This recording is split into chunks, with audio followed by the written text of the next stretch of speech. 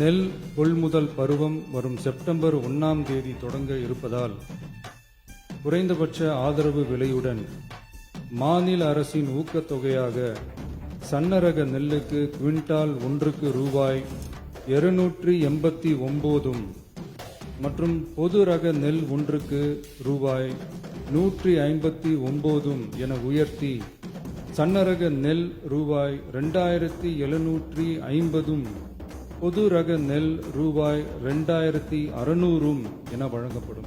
மாநில அரசு நெல்லுக்கான ஊக்கத்தொகையினை ஓராண்டில் 156 ரூபாய்க்கு மேல் உயர்த்தி வழங்குவது வரலாற்றில் இதுவே முதல் முறையாகும்.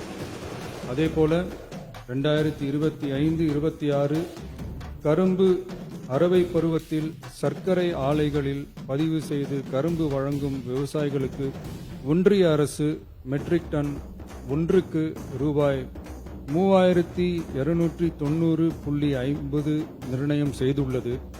அதற்கு மேல் தமிழ்நாடு அரசால் சிறப்பு ஊக்கத்தொகையாக டன் ஒன்றுக்கு 709.50 ரூபாய் வழங்கப்படும். இதன் மூலம் விவசாயிகளுக்கு டன் ஒன்றுக்கு 4000 ரூபாய் கரும்பு விலையாக கிடைக்கப்பெறும். கடந்த 5 ஆண்டுகளில் கரும்பிற்கான சிறப்பு ஊக்கத்தொகை 156 ரூபாய் மட்டுமே உயர்த்தி வழங்கப்பட்ட நிலையில் தற்போது முதல் ஆண்டிலேயே 360.50 ரூபாய் உயர்த்தப்பட்டுள்ளது என்பதையும் இம்மாமன்றத்தில் குறிப்பிட விரும்புகிறேன்.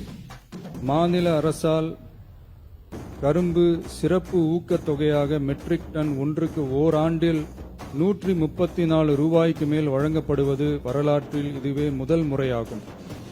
நமது அரசு எப்போதும் விவசாயிகளை ஒருபோதும் விட்டுவிடாமல் அவர்களோடு தோளோடு தோள் கொடுத்து விவசாயம் சிறக்கவும் ஊரக வாழ்வாதாரம் சிறக்கவும் என்றும் உறுதுணையாக இருக்கும்.